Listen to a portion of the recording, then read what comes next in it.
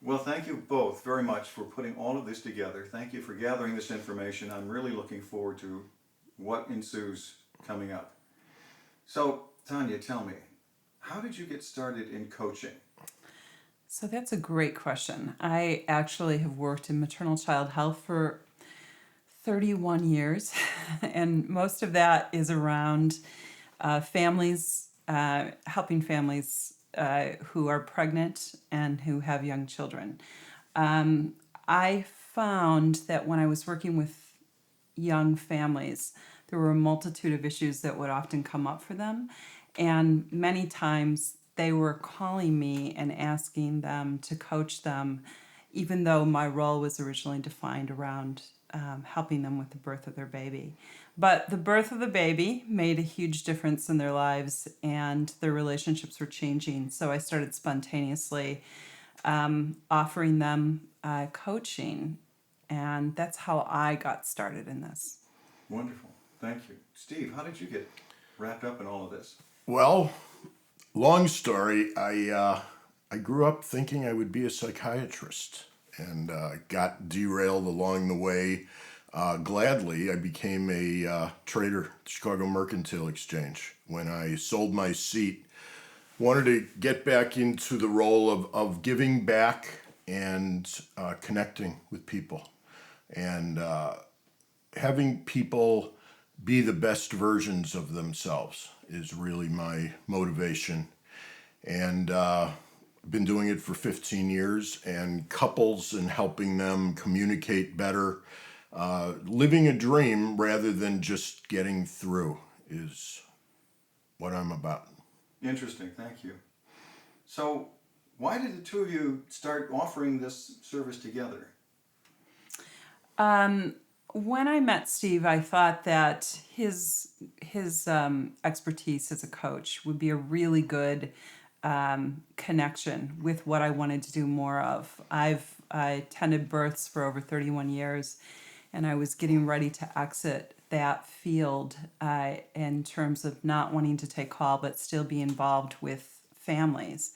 So Steve told me about the workshops that he was already doing, and I thought that the material that he had was really pertinent to my couples, and that's when I we decided to start working together last spring. It's been a great collaboration.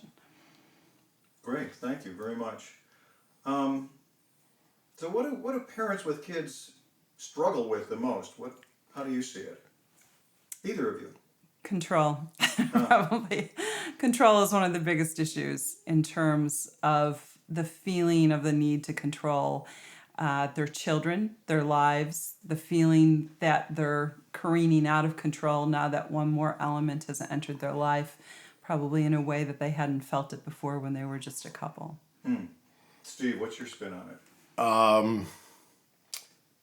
When we go from the one dimensional, this is a person I want to be in relationship with, to starting a family, there are so many different layers that we look at our partner with that we didn't do previously. A lot of it has to do with subconscious things related to our own childhood, expectations of what a family looks like, how a mom should be, how a dad should be, how I should show up. And there's a lot of projecting and expectations which gets in the way. So learning how to communicate in reality rather than a dream world is really what we're about. Instead of feeling isolated and then becoming resentful and frustrated at what isn't talked about, having couples talk about anything and everything because they feel secure within themselves. Hmm. So we teach self-awareness, and what's the best version of myself that I can be, and how do I bring that to this relationship? Because I love the person I'm with. I want them to know the real me. Great answers, both of you. Thank you very much. So, I've heard both of you use the terms wound and trigger. So, I kind of have a sense of what that is. What do you define a wound and a trigger as? Trigger is an emotional charge. we have many different feelings that we express in different ways, but really there are only four base ones: happy, sad, anger, and fear. Those are survival. We learn them because we're human. It's ingrained. It's in the limbic system. Fear is fight or flight. So the triggers are any emotional charge that one has that leads to energy that needs to be displayed in a certain way. Or we can withhold it, which requires energy also. But it's a charge.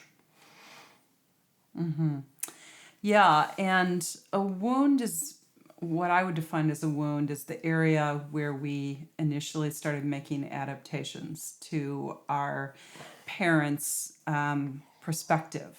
And at that point, we probably started to need to play a role. So we go back to those roles whenever our partners mimic situations that our parents gave us. Maybe you want to define that better. No, I think that's perfect. The adaptation and doing what needs to be done in the moment is much different than living in reality later. The description of why we're feeling what one is feeling, what I might be feeling, we often think is due to the last 30 seconds, when most of the time it's related to things way in our past that we're not even aware of. So the adaptation to the wound is perfect in describing what goes on. Great, thank you. I know both of you have talked with a lot of couples before, and will continue to do so. In all of that, what have you found to be a typical problem that relationships go through, if there is such a thing? Right, yeah. We had a couple just recently that had a 1-year-old. First time we were talking with them, we were doing a Skype session, and both of them are beaming, bright smiles, holding their 1-year-old. And we asked, how are you doing? And the husband chirped in right away and said, I am the luckiest guy in the world. I'm married to a beautiful wife, have a child. I couldn't be any happier. And the wife said the same thing, that life is great. So we asked them what was obvious, so why did you make this appointment? And what came out was that the husband described the last argument, which was really fairly typical. He came home one day after just minutes before feeling like he couldn't wait to get home, see his wife, see his daughter. And he shows up and opens the door and realizes that he's hungry and dinner's not ready. And immediately he has this sinking feeling of something's not right. I'm hungry and dinner's not ready. And projects that, okay? There's something wrong. He then tells his wife he's going to change clothes, come out, and walks through his place, gets to where he is, and he realizes that the place isn't clean either. And now he's angry. He's sad that what he thought was beautiful and understood in terms of his relationship with his wife has nothing to do with the person who half an hour before was thrilled at being in the life that he was in. And what came across to the wife was, when we asked, do you think that was on your face when you came out of the room, when you had changed? And he said, I'm sure it was.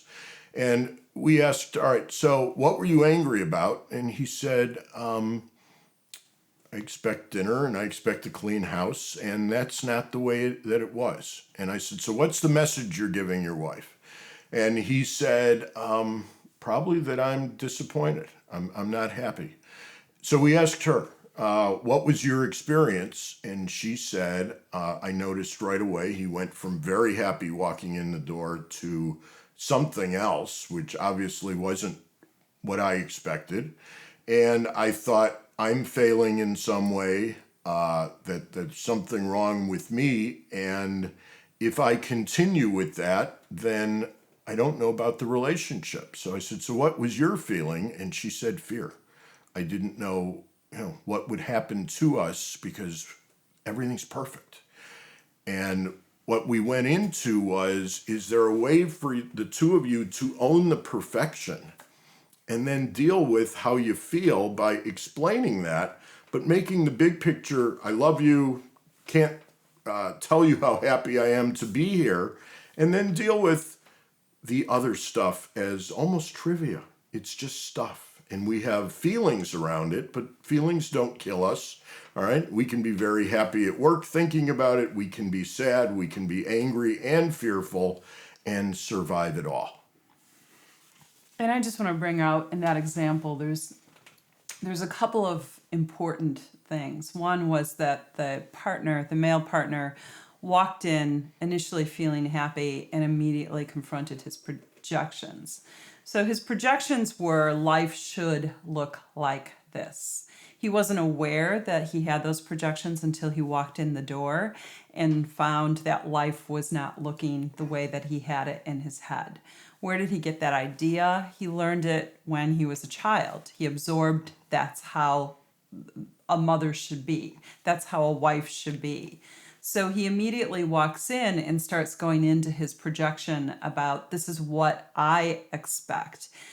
And he loses touch with his emotion that he's really happy to have a wife and a daughter. So in that example, what both of them were dealing with were each other's projections. Of the wife was saying, I need to be doing these things in addition to being a student and being a mother. I should have dinner ready, or the house should be cleaned up because I'm not living up to his expectations. But these really have nothing to do with the connection between two people. This is about what they're projecting on each other. Thank you very much. I know that all of us in a relationship can identify with some points of all of that. So Tanya, while we're on you, are there any other factors that would influence a couple's relationship? Yes, absolutely. I think that some of the biggest factors that influence a relationship are actually hormonal patterns. It's something that we rarely talk about, but I'll just go into a little bit about how hormones influence our experience of each other. Women actually run off a hormone called oxytocin.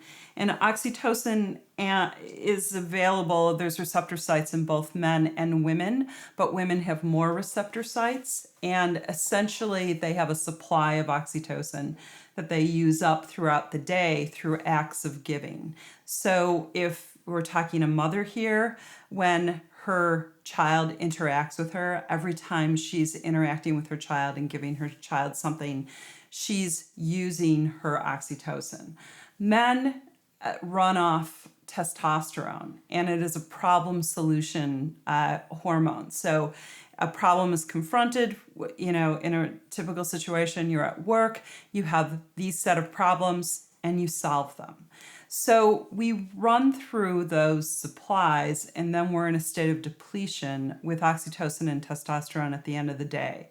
In order for a woman to regain her oxytocin supply, she needs to talk about her experience.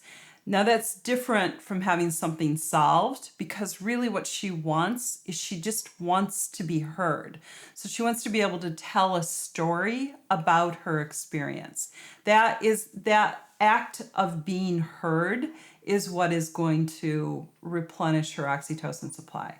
Her partner, on the other hand, in a day where he has been doing problem solution orientation throughout the day and is at a depleted testosterone state, then needs to replenish his testosterone by literally removing himself from going to the man cave and not interacting at all. So there's a huge contradiction biologically between what men and women need. And unless you know that, that is something that makes life a lot harder, because you might be asking for something from your partner that they can't give in the moment. We did a session recently with a couple, and I brought this up at the end, and the partner said, this is the most important piece of information I learned in this entire thing about the importance of of what is really going on here with my need to remove myself and her need to talk about her day. But that's what's driving us hormonally. Now, when a child enters the picture, there's also another hormonal pattern that I'm going to talk about in a bit. But that basic pattern with oxytocin and testosterone, if we understood it better, we may be able to give each other what we want and what we need, having that understanding. And this is a perfect segue into what I noticed in relationships that I've been working with for a long time. I did a radio show in December of 2012 and was asked, what's the biggest tip you could give a couple in terms of staying related? And it was not a question that I anticipated, but my answer was, we need to be more selfish in terms of expressing what we want. And it's not selfish from the idea of, I want something in taking something from you. It's that couples where unilaterally they will say, I want to make so-and-so happy, have removed themselves from the equation. That we need to understand what we need ourselves, because the only constant is change. If we can't describe that, if we can't ask for what we want, then we're mind reading, we're dancing around a problem, but we're never being authentic. And worrying about what it is that's bothering us keeps the relationship at a distance. We're withholding. So in order to bridge that gap, one has to be able to own one's own feelings, talk about one's experience, and then asking for what one wants. So happy, sad, anger, and fear are the feelings, what that might be about in the moment, and then saying, hun, this is how you can support me when I feel this way. And by doing that, we are recalibrating, we're on the same page, and the most important thing is this is what leads to intimacy through conflict. Instead of fighting and having a cyclical argument that never goes anywhere, you can resolve things. You're dealing in the moment, and there's a real connection because you're being vulnerable. All right, I feel sad. All right, I want something. By then saying, here is how you can support me, and you're the best person for it because I love you and we're together, you're being vulnerable, which leads to greater intimacy, and that's reality. That's what you really want. That's what the guy at home or at work who's thinking, I'm the luckiest guy in the world, that's what we want to do. We don't want to be able to hide things or say, that issue's too big for me, I don't want to talk about it. So addressing the exact issue at the core of whatever feeling it is will lead you to dancing better as a couple. Great, thank you, great responses. So we know that we're giving you a lot of content, and one of the ways that we decided that we would help you absorb this information is we're going to do a couple of role plays where you can see some of the more common patterns that we use around attacking, withdrawing, or defending. We often end up trying those things first when we're communicating, and then we'll do a replay of the role play where we use the principles that we're talking about in this webinar. So our first role play will be with a mom who's coming back with her 6-week postpartum visit with her baby. So we'll role play that out for you. You are so adorable, but I am so tired of being at home alone with you. I wish your dad would get here. Hi, hon. How are you? Where have you been? You said you would get home at 6:30. Do you know how? Here, take the baby. Could you put him? You have to support his head. Okay, listen. I've got to go to Target. I really can't. I got to get out of here. Can you help me? Well, sure. I've been at work all day making money for us. Honey? And can I relax for like 3 minutes? That would be great. Okay, you know what? Could you bounce the baby a little? It's starting to cry. You've got to respond. You know what? I have been here since you left at 5 o'clock this morning. And I've been here by myself waiting all afternoon. And I can't take much Well, more this of is being what alone. we decided we want to have children. This is what You're not we have. listening to me. I need your help. When I've been waiting, you're a half an hour late. And now, could you interact with him a little bit? He's Yeah. looking at you. Yes, hi. Yes, you're wonderful. You're Listen, beautiful. I gotta go out to Target. I just have got to get out of here. Will you just take care of the baby? I can't do anything right. I can't hold the baby right. I can't talk to him. All right. You don't know how hard this job is. This is really, really hard. I need So your. what are you? I need so your what are you going to support. do? Right. I know. I'm here. I was at work. What Why do you want can't from me? What do I want from you? I want you to be home when you said you were going to be home, and I want you to know how hard this is when you walk in the door. I just need you to take the baby, and I need you to hear. Do you even know what happened today at playgroup? This is like a major thing, and I called you, and they said you were away from your desk, and I tried you again. You're attacking me, and all I'm doing is my best at everything that I'm doing. I just don't think you get me anymore. You totally do not get me. This is like a full-time job. I don't get to go out for lunch. I understand It's a full-time job. I have one also. But you don't have the level of intensity that I have. I need to leave when you come in so I can get out of here. Here, you take the baby. I'm Great, not doing great, this right. Great. I'm We'll sorry. revisit I'm sorry, this later. honey.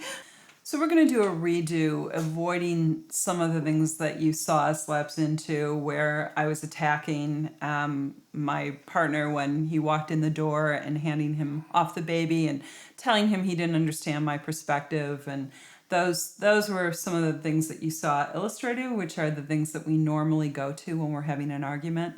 And now you can see the version that includes the way that you would integrate the principles we're talking about. I'm so tired. Oh, gosh. Where's your dad? Where's your dad? Honey, I'm home. Hi, honey. This is quite a day. How are you? I'm okay. Just looking forward to seeing you and our son. Okay, all right. Well, I really would like to talk to you about some of the things that happened today. Do you feel like you have a moment where you can just listen to me? Of course. Okay, great, because this was such a long day. I feel so sad. I feel so overwhelmed. I don't know that I can do this. Do what? What is it that you're really feeling? What are you saying?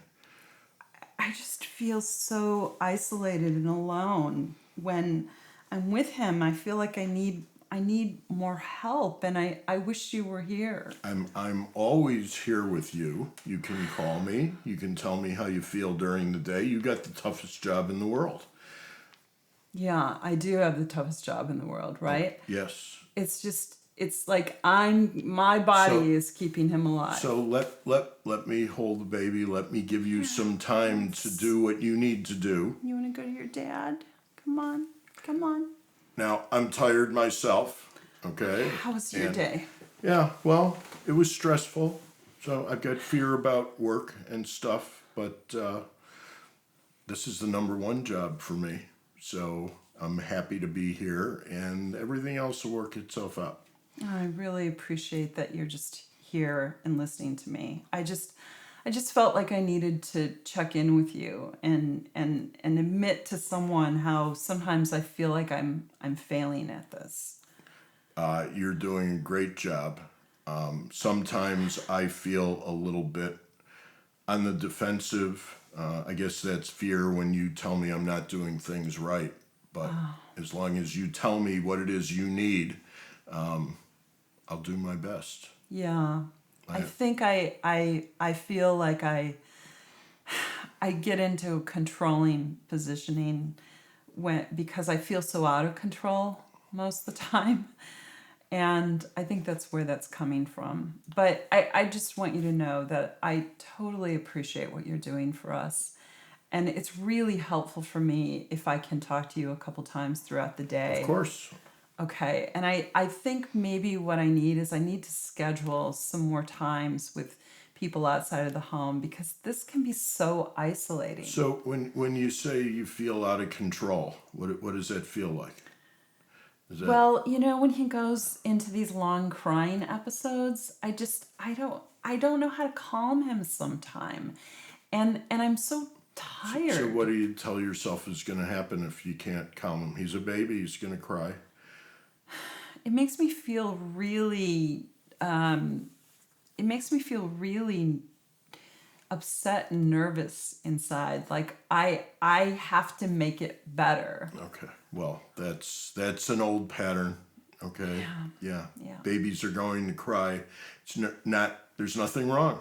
You don't have to make it a responsibility of yours. But I hear where you feel you might be failing, but you're not. You're great.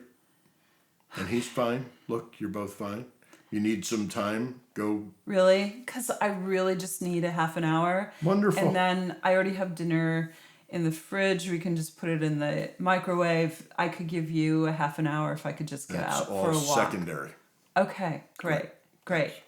Thanks. So in our last piece, Steve and I were illustrating a couple who were engaged in an argument that had components of defending, attacking, and you didn't see too much withdrawal, but attacking and defending. And we're going to do a redo of that with a change in the dynamic. So you can watch the same thing going on, but we're gonna have some different answers here. Oh my gosh, where is your dad? I am so... Honey, I'm home. Where have you been? I mean, you told me you'd be home at 6:30. I really don't get why you don't get how hard it is for me to wait an extra half an hour. I was at work. You sound really angry. I am really angry. I am really angry because I am just overwhelmed. I think I'm doing a crappy job as a mother. You're doing a great job. What makes you say you're doing The a baby crappy is job? crying. I can't comfort him. All right, well, so I'm here by myself. Yeah. Okay. Just could you support the head, Yes. please? Yes. So what's going on? What are you telling yourself? I'm telling myself that I can't do this. I'm not good at this. Well, where's that coming from? Because he's crying so much. Well, he's a baby. He's gonna cry. Where did you learn you gotta make everything right for a baby that's crying?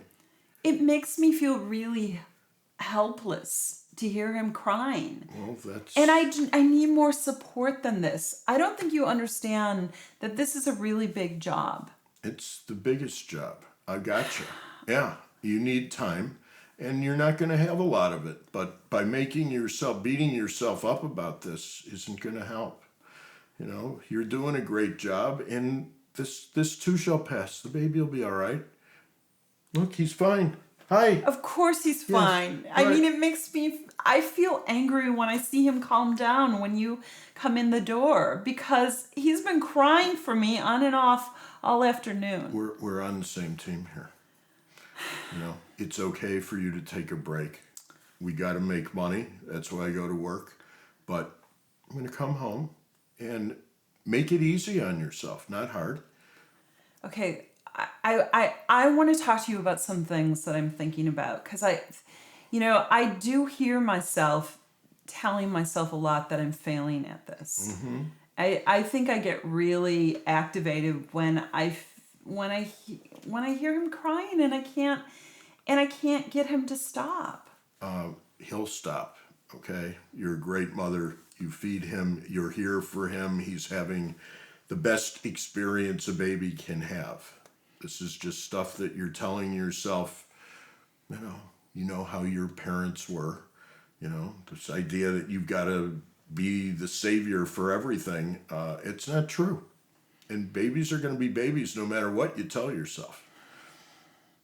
Okay. All right. So what you need to do, just communicate with me. It sounds like you're both sad and angry right now. I am. So what I am. can I do to support you? I need a half an hour just to be myself. I need to go and take a walk. Great. And Go take a walk. I know the house is a total mess, and And there will be things that I need as well. All right. When you get back, I'd like to take a shower, like to just get out of the work day. All right. okay. And I'm going to do my best with the baby. Okay. And All right. you take your time. And I struggle a little bit with whether, like the idea that maybe I'm its mother, so I should be doing everything right for it. And then I find myself judging you sometimes. I don't like to be judged, but that's okay. That's coming from you. All right. There are times that I might get defensive and afraid that I'm not doing a good enough job. But you can tell me when that's happening, and Okay. I'm going to do my best. Well, I totally appreciate that you're helping us financially. I need you to hear from me that it's like a lot to take care of his needs all day long. As long as we're on the same page, we'll be fine. Okay. Great. That reassures me. Thanks. Thank you. So, thank you very much, Steve, Tanya, appreciate that. So, in your experience, tell me, what is one of the most important things a couple can do to change how they manage conflict?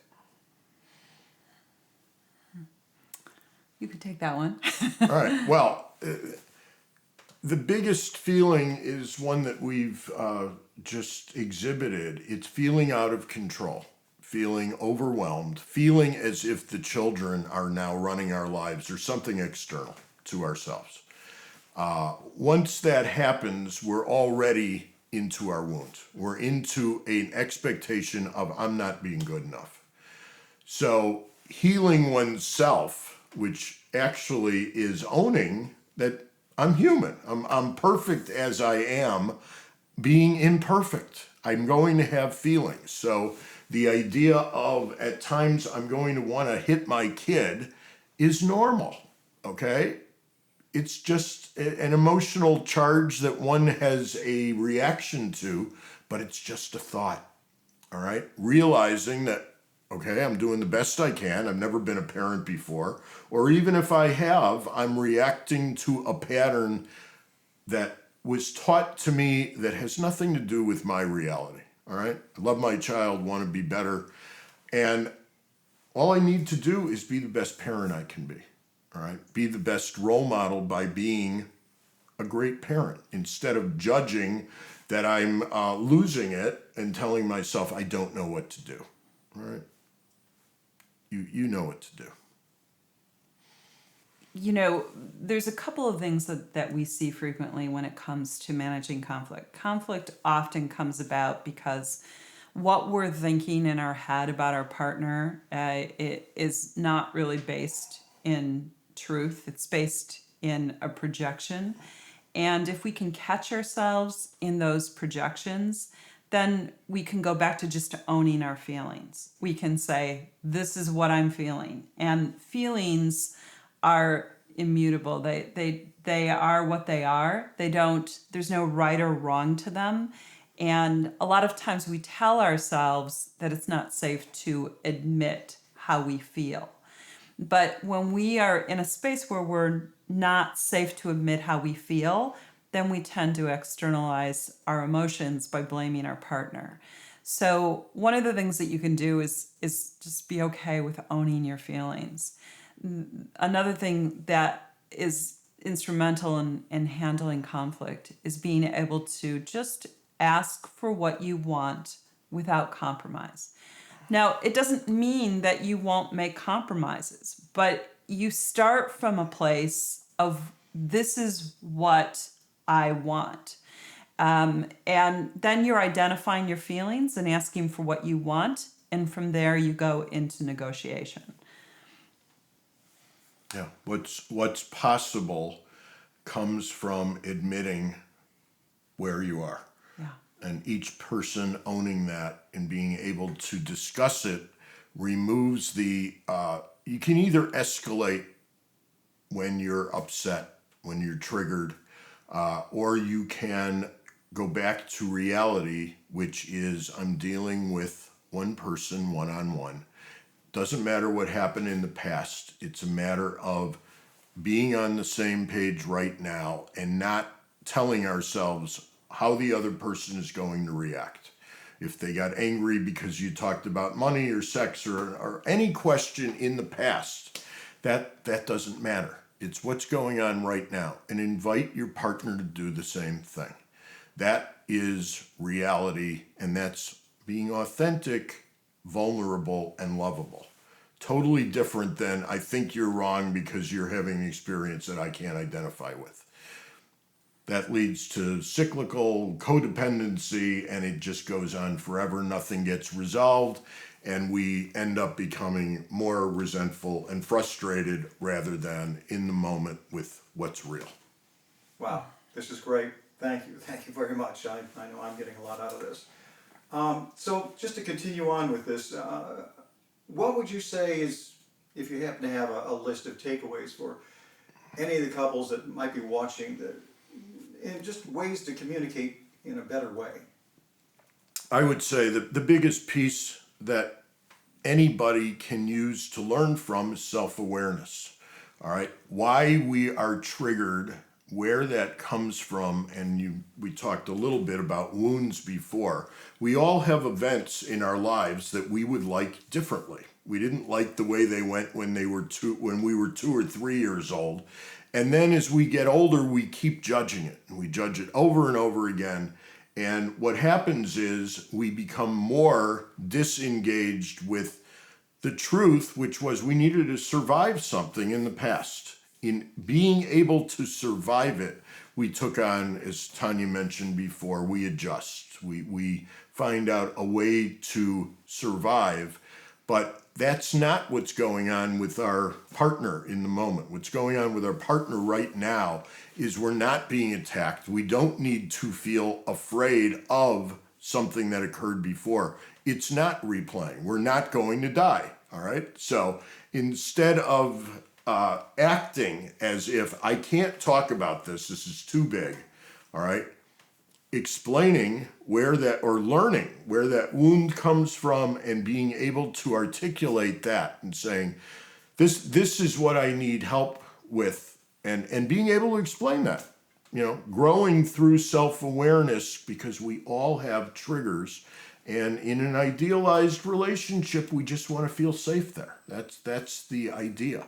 So there's nothing wrong with being wounded. It's trying to deny that and self-soothing through taking on addictions or whatever else is where we get off track. As far as our takeaways, I think the first takeaway is own your feelings. The easiest way for you to identify what your feelings are is to break them into 4 basic emotions: happy, sad, angry, and fearful. And find out where you are and own it. And then the second thing is to share that with your partner.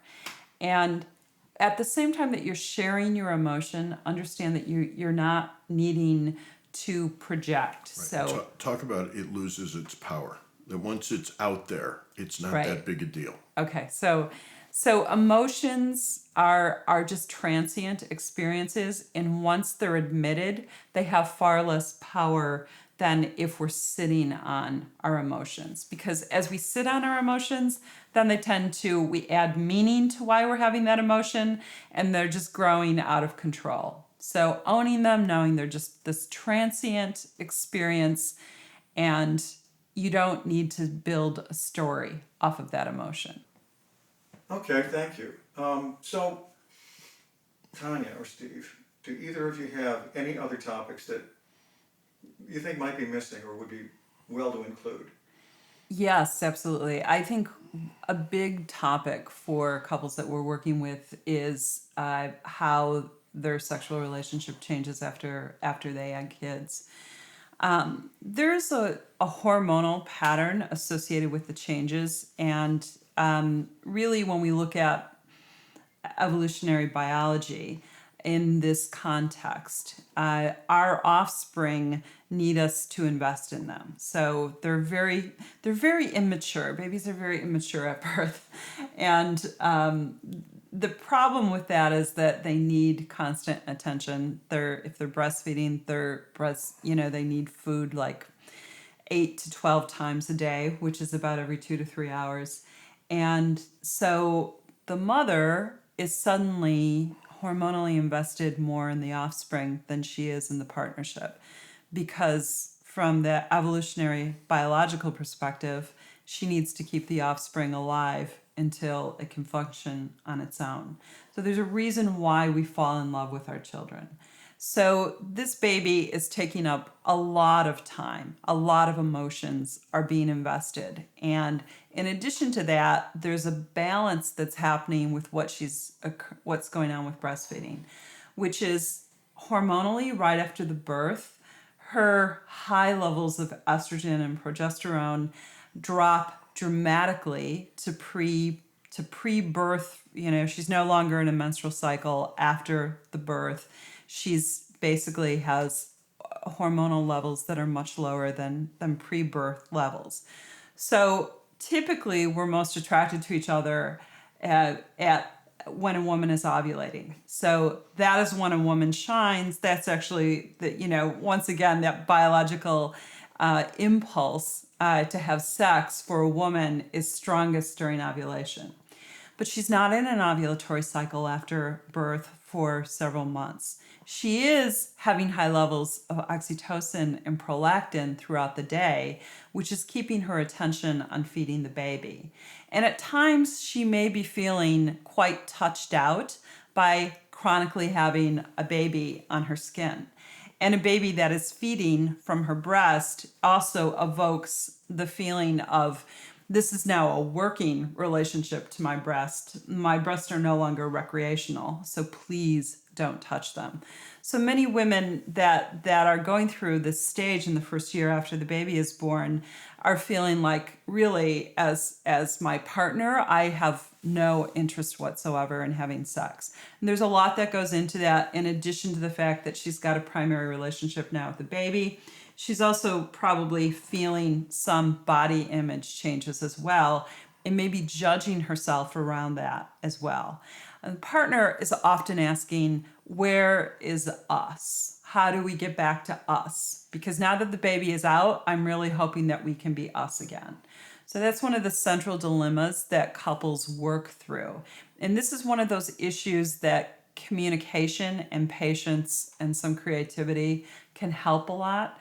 So one of the things in terms of working through this is understanding that there's a major shift in the hormonal pattern a woman feels when she's breastfeeding.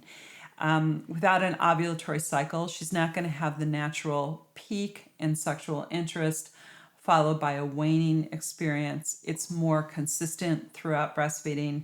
Plus, she has a baby's body against her body all day long. So the feeling of getting acknowledged from her partner through touch is probably not too high on her priority list. And I think explaining that to the husband, because he's going to be totally unaware of this, Right. is really important. Yes. So an understanding of how these patterns work is really important, and then listening to each other's needs and seeing how one's needs can be met. Because what the partner needs is a feeling of, we're still in it together. There's still here an us here. And the pregnant woman needs to understand that, too many years with working with pregnant women. The woman who's just had a baby needs to understand that she's biologically programmed to favor her infant until that baby reaches maturity. But there is a choice in partnership. When in the first year or so after the birth, the choice in partnership is saying, I'm still aware of you. I still care about you. Let's spend some time investing in the two of us as well. And that may not look anything like it used to look. So, what we start dealing with is how expectations get met around sexual needs in the first year or so after babies come. We're going to illustrate a way for partners to communicate around the issue of the return to having sex and how those perspectives might change after the baby comes and ways in which to still stay connected. Okay, all right. Hi.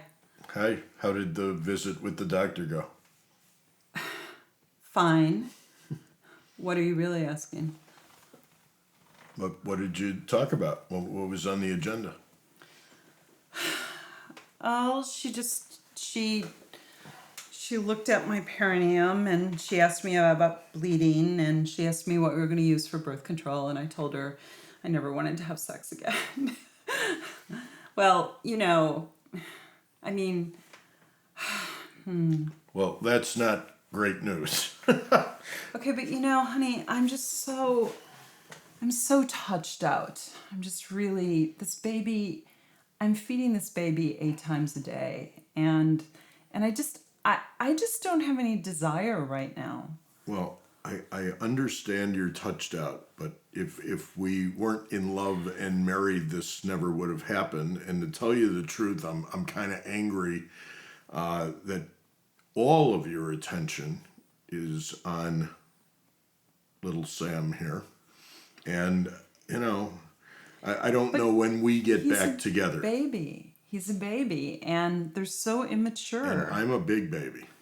I know, and I wish you'd grow up because this is a really difficult thing for me. I know I used to love sex, but I just am not feeling it right now. Okay. I think I'm not feeling it because I have to do this 8 times a day and breastfeeding is just taking all of my energy. So I hear you. I hear that you want us to be a couple again. But I need you to understand that, to just go into sex. I have no interest in having intercourse. It's just not something I want to do.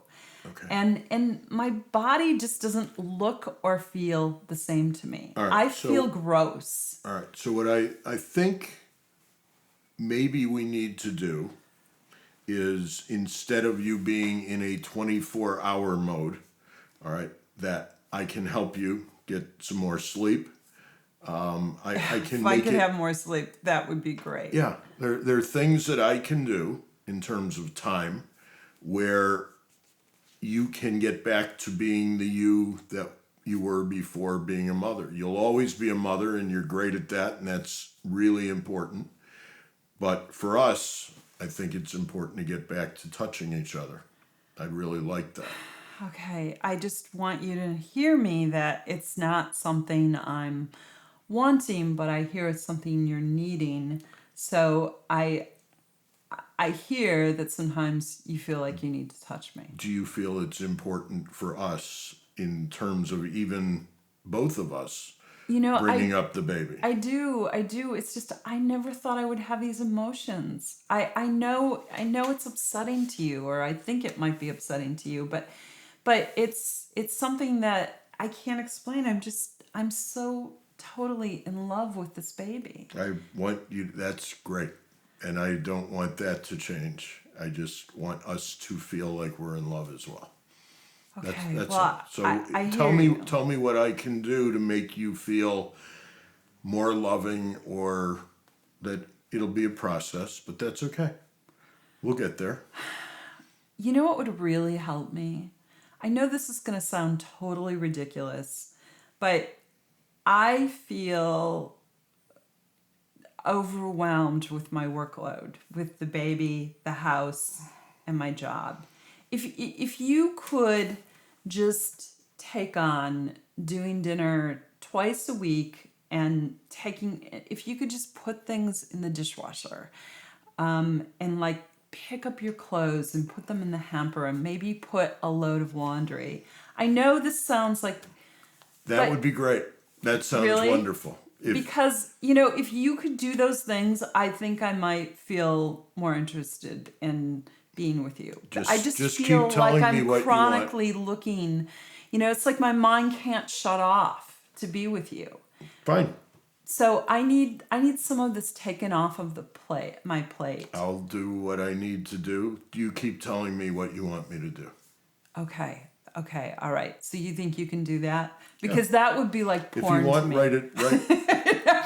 Like if you could clean. Good. All right. Then I'll wear a skirt too and clean up the dishes. I don't Whatever, usually or, wear a or whatever it is that will really turn you on. Great.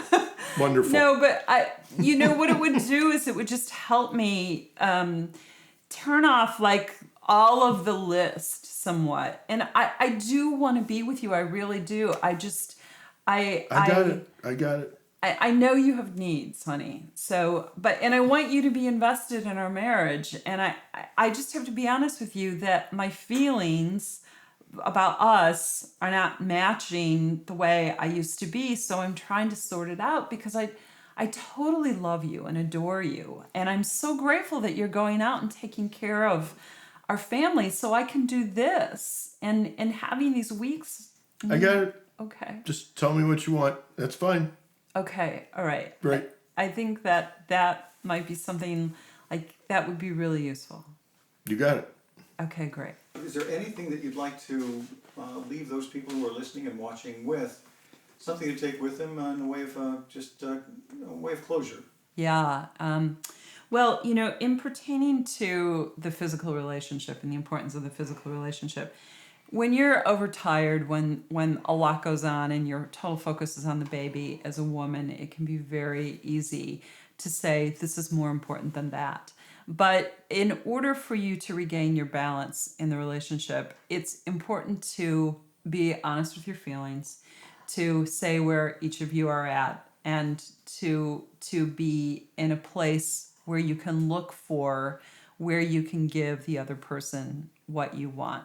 One of the things that I sometimes see happening with women after they have children is they start to say, you know, my husband is useless around this. And when we did our vignette about what do I need and how I needed the house picked up in order for me to feel like I can be close to you, that's part of women's diffuse awareness that, you know, if we evolved from gatherers, if women evolve from gatherers and men evolve from hunters, then we have more diffuse awareness of everything that needs to get done, and babies contribute to that.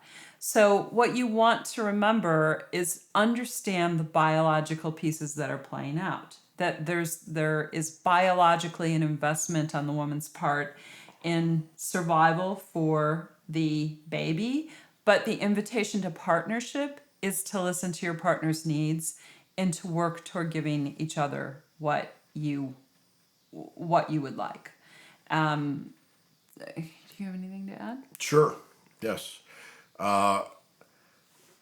What I see most often is women are the ones that want to talk about stuff and feel stuff very intimately. They feel all of the emotions constantly. Men don't have that as a knowledge or backdrop nearly as intimately. They're either happy or they're not. And if they're happy, which is a relative term, but if they're happy enough, they don't want to be thrown into fear. They don't want to know what is possibly going wrong because in general, they feel safe. That's not going to work in the long term.